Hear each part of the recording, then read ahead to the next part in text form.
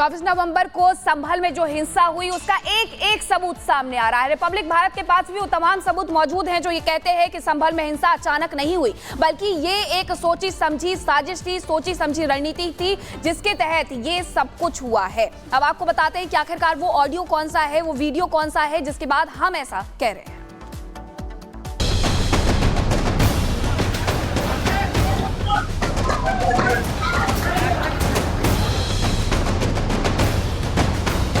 संभल हिंसा के गुनहगारों को जो लोग भटका हुआ नौजवान बता रहे हैं, उन्हें ये वीडियो जरूर देखना चाहिए। देख लीजिए कैसे संभल में दंगे की पूरी साजिश रची गई। सबसे पहले आप संभल से आए इस वीडियो को देखिए, जिन्हें भटका हुआ नौजवान बताकर कुछ नेता उन्हें माफ करने की बात कह रहे हैं, पुलिस पर कार्रवाई न करने का दबाव बना रहे हैं। देख लीजिए वो कैसे हाथ में पत्थर लेकर पुलिस पर हमला करने पर आमादा है।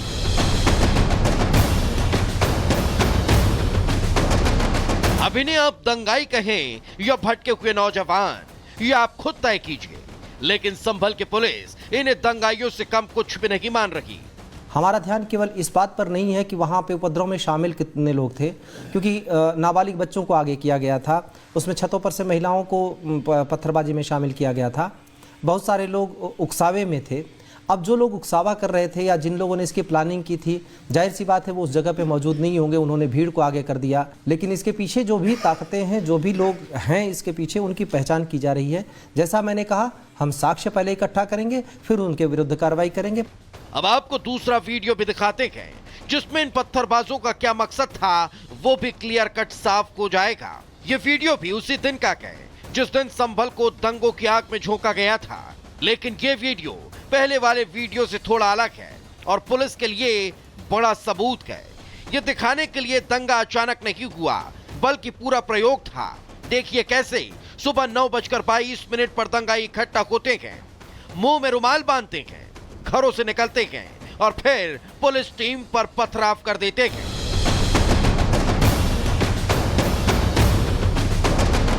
ऐसे एक तो वीडियो नहीं, बल्कि तमाम वीडियो लगातार संभल से सामने आ रहे हैं, जो ये बताने के लिए काफी हैं कि संभल में जानबूझकर दंगे की आग लगाई गई, लेकिन पुलिस ने ऐसे होने नहीं दिया।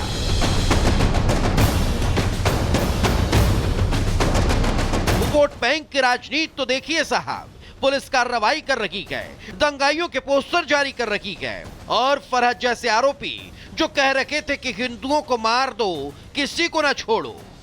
जब ऐसे लोगों को पुलिस गिरफ्तार कर रही है तो कुछ राजनेताओं के पेट में दर्द होने लगा। ये वोटों की राजनीति नहीं तो आखिर है क्या, जो दंगाई और निर्दोष लोगों में फर्क भी नहीं कर पाते। Bureau report, Republic Bharat.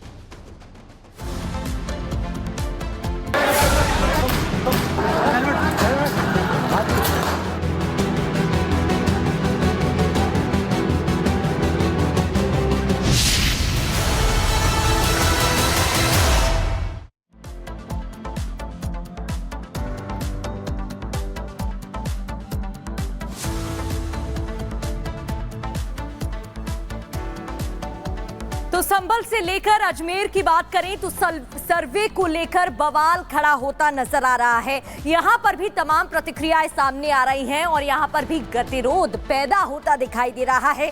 आखिर क्या है पूरा मामला और विवाद, आपको इस रिपोर्ट के जरिए समझाते हैं।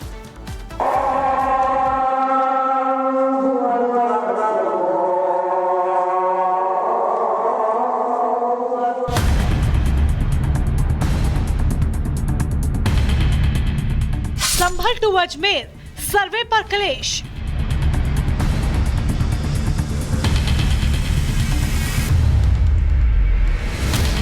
काशी मथुरा बाकी, संभल अजमेर झांकी।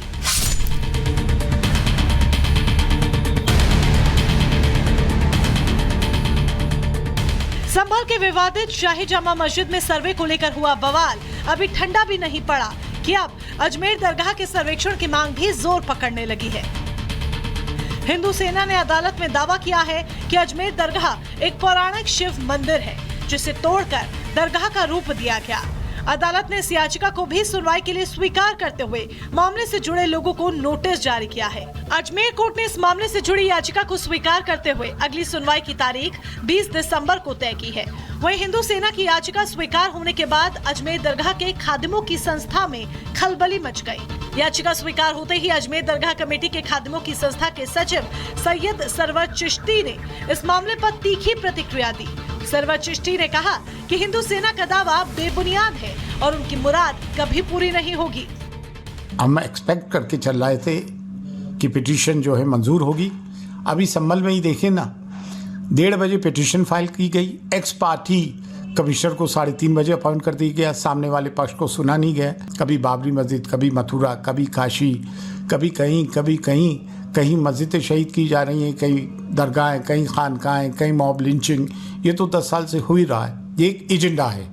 उस एजेंडे के तहत विष्णु गुप्ता ये तो एक just pond in the fish है, फिश इन द पॉन है, सॉरी। तो ये तो एक छोटा सा प्यादा है।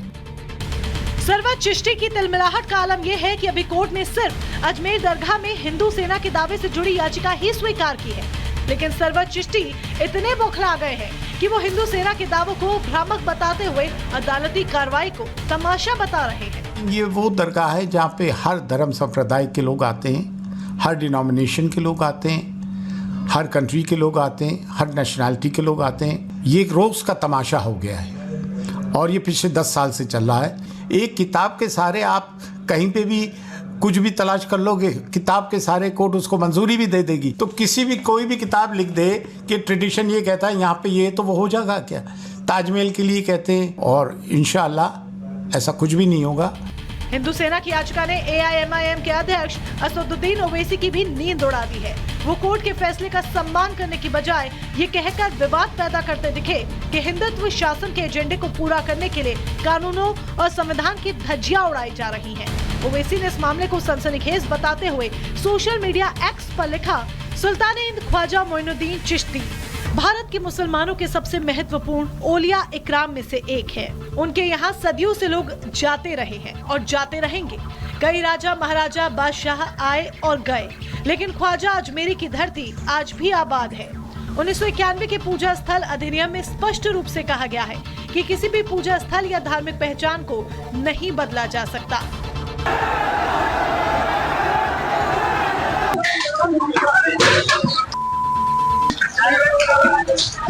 आपको बता दें कि काशी से लेकर मथुरा और संभल तक विवादित मस्जिदों के सर्वे पर देश में घमासान जारी है।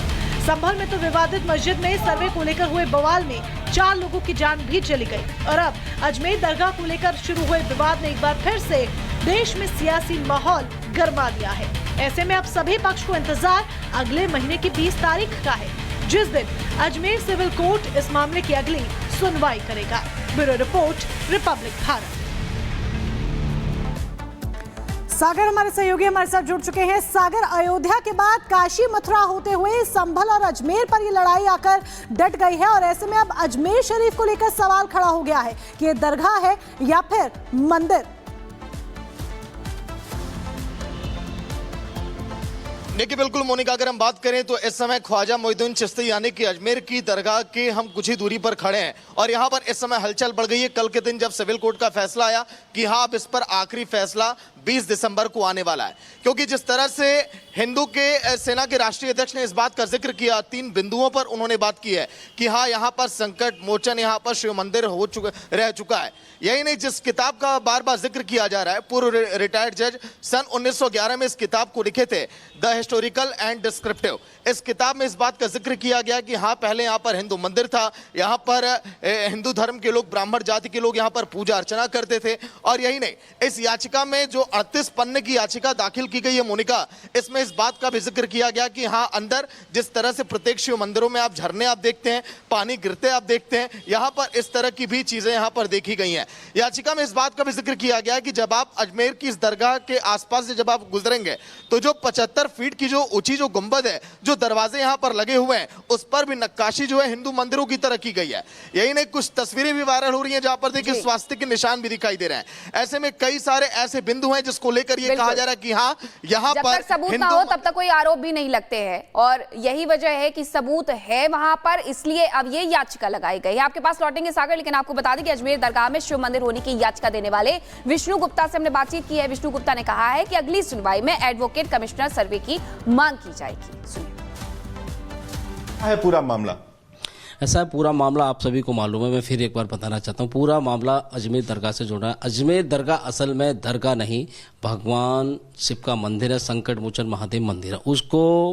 उस मंदिर को पृथ्वीराज चौहान के वंशजों ने बनाया था, और जो अजमेर है वो पृथ्वीराज चौहान की जन्मस्थली है, उनका जन्म वहीं हुआ था। और जिस समय चिश्ती साहब यहाँ आए थे, आपको मालूम है चिश्ती साहब मोहम्मद गौरी के साथ आए थे 1100 ईस्वी के आसपास में। उस समय मोहम्मद गौरी ने पृथ्वीराज चौहान से लड़ाई लड़ी,